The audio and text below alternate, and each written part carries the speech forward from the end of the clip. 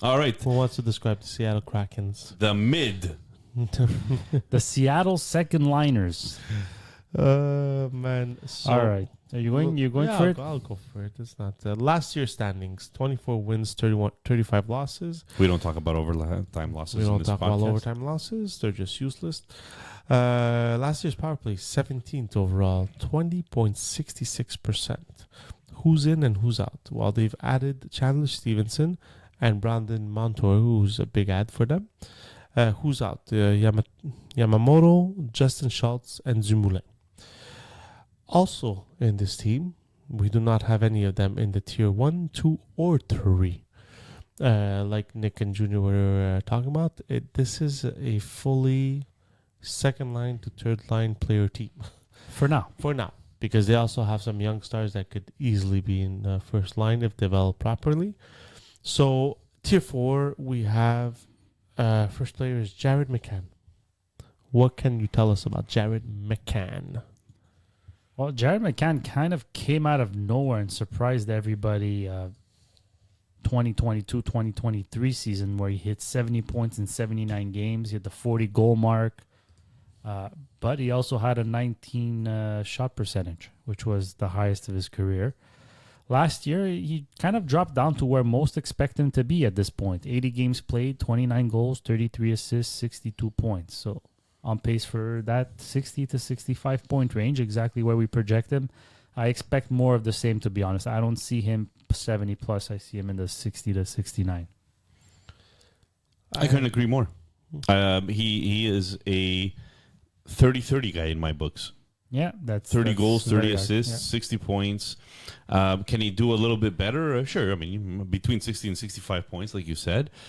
His shooting percentage is down to 13%, which you also mentioned, from 19 back to his average, which is 13%. The guy, though, does take 210, 216 shots per year. So if your league counts shots, he's a shooter. He's a shooter first, shoot first mentality. Yeah. He was a little bit of a minus player, but I don't know if your league still count that. To me, McCann is a player. He's a player that's mid. Listen, when I was looking at the Seattle Kraken team, I had a very hard time putting players in our tiers. Ooh, another one, number 4. Can't wait till I get to 5.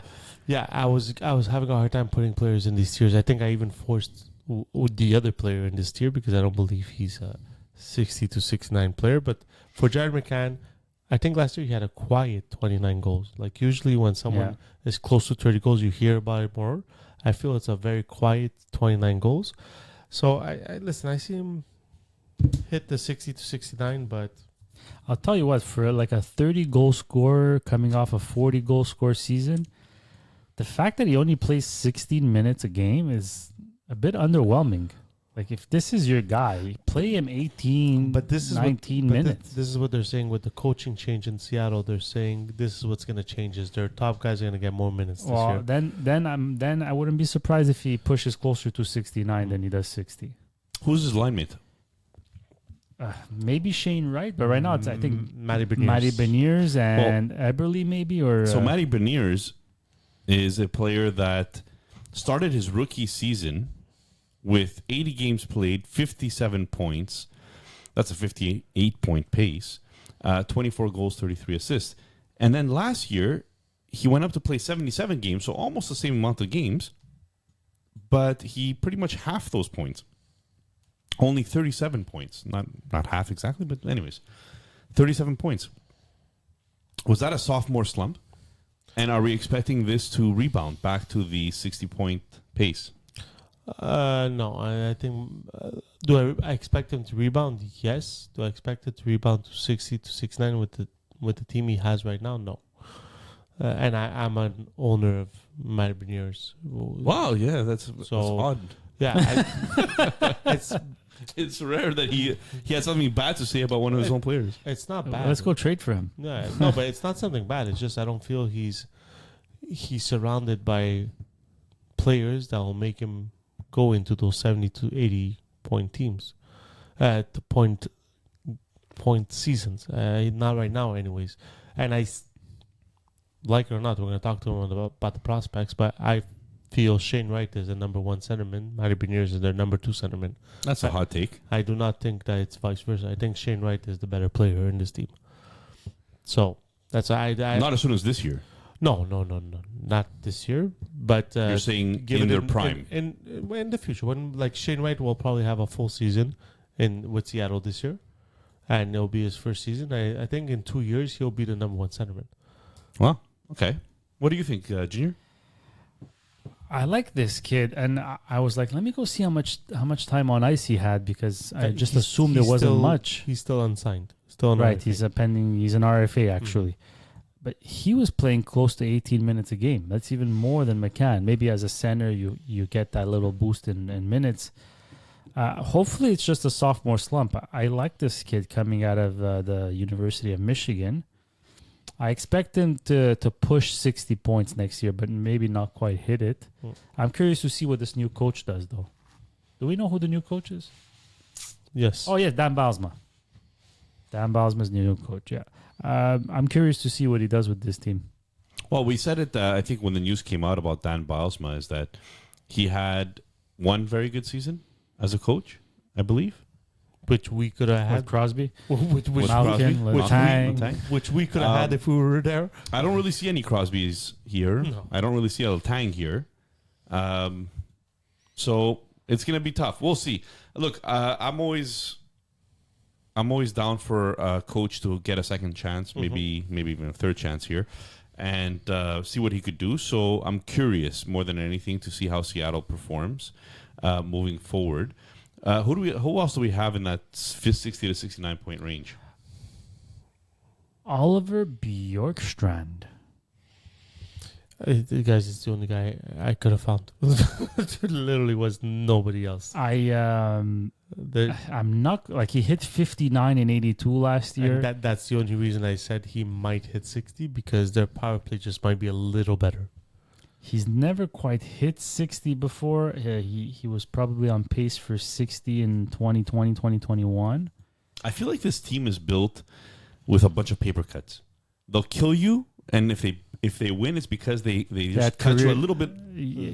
First line, second line, third line. It's just a little bit of damage each time. It's one of those teams that they'll have two guys on a career year and they'll make the playoffs. No. And then they're like, you know what I mean? But like, if they don't have those guys have career years, I they're don't just an agree with average that. team. I think this is a team that first year they came in and made that nice playoff run was because they came in unexpected, the hype of a new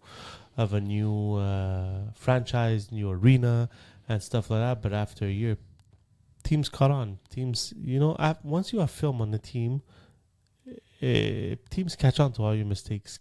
Teams catch on to your weaknesses. Listen, this team, you can't tell me any of these players would be first-line centermen on any other team, or first-line players on any other teams. Yeah, well, Beniers, I mean, let's be fair here. But The kid is Beniers- very young. But I'm excluding their young players, Right. right? So, and if you're depending on the Beniers, like, he's still not there.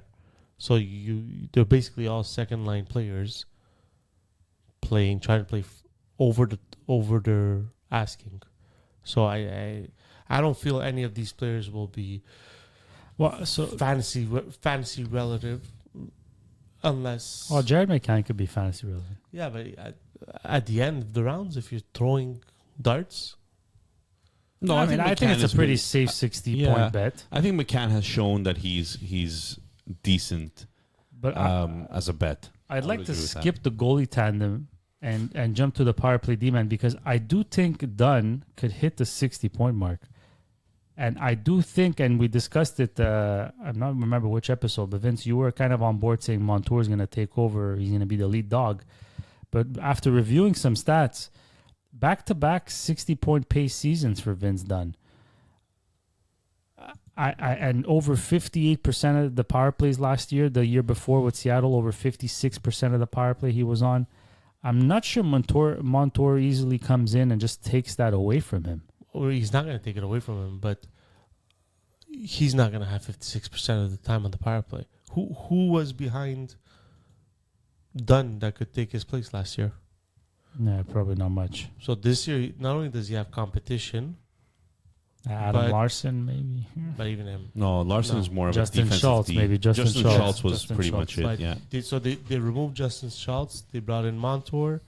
So Dunn, I'm not saying he's on a short leash, but those power plays where they pushed him for a minute and 45 seconds out of the 2 minutes, now it's going to decrease to, a minute, they clear the puck. Okay, get off the ice. Montour, get on the ice. So we said already that San Jose doesn't have any number one defenseman, junior. No, they do not. Does Seattle have any number one No, defenseman? they do not. Because they brought in somebody like Brandon Montour, and they're paying him pretty much number one pairing numbers. Or Yeah. He right? could be a number one. He could be a number one pairing defenseman. Doesn't mean he's a number one defenseman. So you don't believe in Montour being the savior of this team on D, right? I personally, I do not. I mean, let him surprise me and the rest of the fan base of the Seattle Kraken. You're But- about I was to gonna say Seahawks, eh? yeah. But no, I don't see. In fact, I'm kind of afraid. I still think Dunn will get his points and probably hit 60, but I don't know. It's not. It's not set in stone. It's not a gimme. Yeah, Montour might take some away from him, and Montour might still not produce enough to validate him in fantasy. So, Well, they have three offensive defensemen in my books.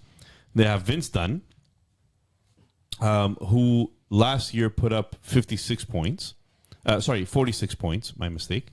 Only playing 59 games, though, because of injury. And I'm looking at his kind of history here. He's been average around 70 games played. So last year was really, he missed significant time. He was on a 64-point pace. So that puts him in his 60 to 69 range, which we should have him at for Tier 4. Mm-hmm. And he played 58% of the power plays, like you said. Montour might come in and take some of that. I don't know, but I feel like Dunn is the player that has done it before on that team. And as long as he stays healthy, which he should, I mean, historically he's stayed healthy, he's not a bad power play defenseman. No, I never said he was a bad power play defenseman. I'm just saying the money you're paying Montour, you're not going to pay him to play 30 seconds on the power play. No, he's definitely playing power play time. Power play time. What about Riker Evans? No, I think Not he's yet? young. He might be their future, but I don't think he's going to get Yeah. a sniff on that power play. you know, Yeah. Dunn Unless gets of paid injury. more than Montour. Yeah, but how much longer is Dunn on the books? 3 years.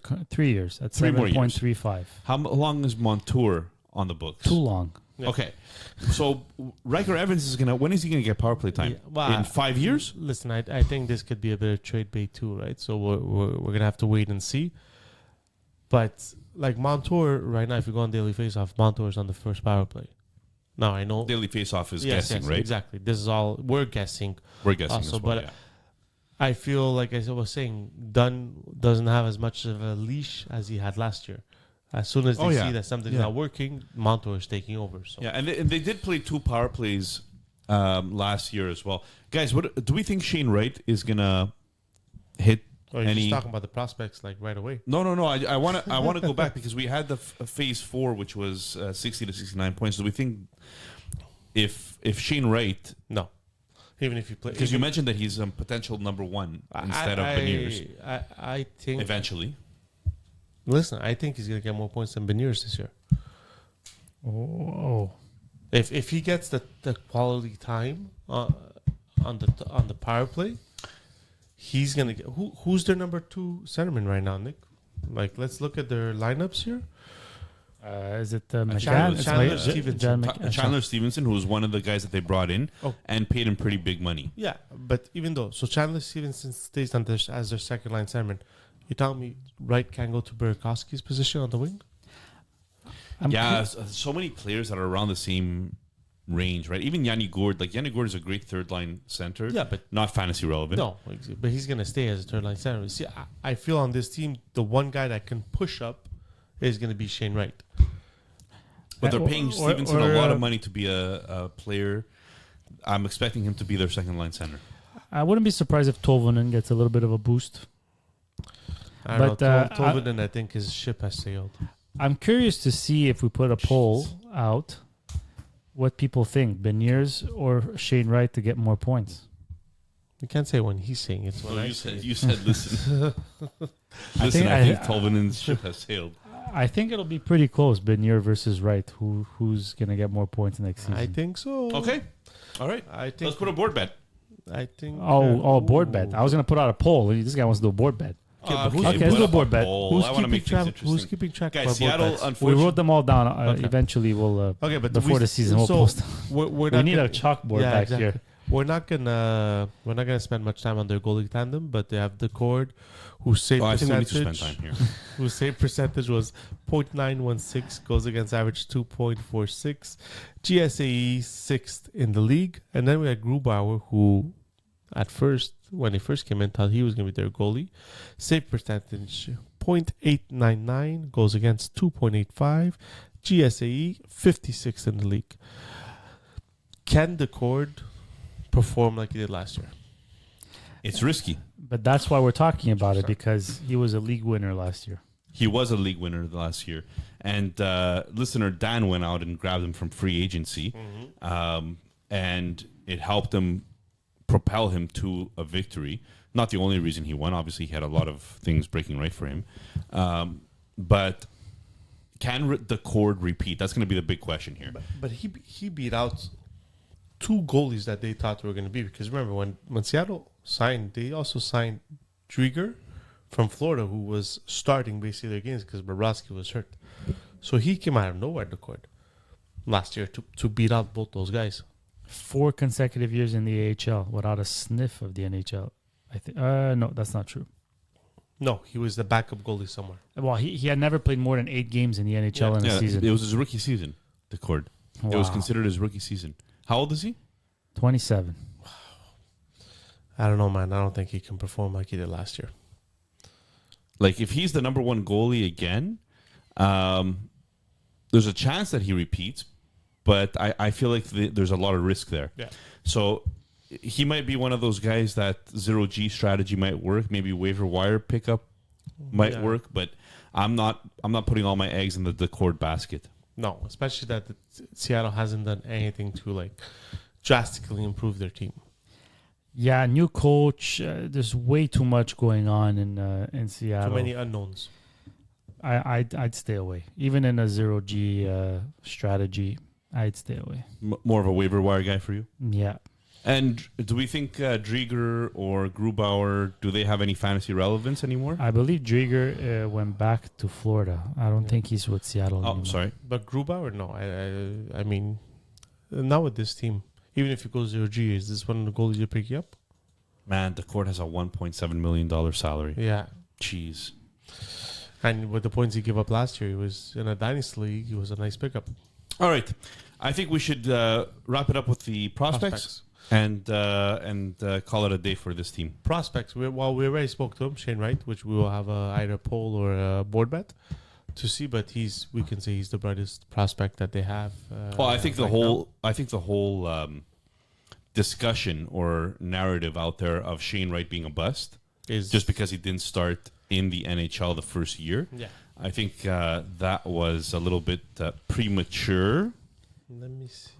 Did I say he was a bust? No, I said you were premature earlier in the episode. Well, So I feel like let's see what he has, because he had a great AHL season. 47 points in 59 games. It's a great AHL season. yeah, I think 13 points in 12 playoff games. What is he? 20 years old? 20 years old. Listen, he was ranked to go number 1, so this kid's got talent. He's going to be very, very good. we didn't put arguably who I think is their best prospect over here. You don't think Shane Wright's the best prospect? No, I think Berkeley Catton's a point per game player in the NHL in the future. Oh, yes. He got drafted this year, right? Berkeley? Yeah. Yeah. I think Berkeley Catton, they got some firepower. Berkeley Catton, Shane Wright, Jagger Furcus, who's coming along quite nicely. Edward Sale, it's a bit of an attitude thing, but Ty Cartier got some playing time last year. Did pretty well, no? We already spoke about Riker Evans. We'll see what kind of opportunity he actually Not gets. the deepest prospect pool, but I think with Shane Wright and Berkeley Catton alone, you're already steps ahead on offense. They were 17th ranked on the power play last year. That's better than teams like Pittsburgh, who have Crosby, Malkin, Letang. Yeah. That's better than teams that we just spoke about, like San Jose, obviously. And they added 2 power play And they specialists. added Montour, and they added Stevenson, who maybe isn't necessarily the guy that you want to say is a second-line center on your team, but he's performed in the past. Listen, he was a first line center with Vegas before Eichel got there. So So I mean, they've added yeah, this offseason.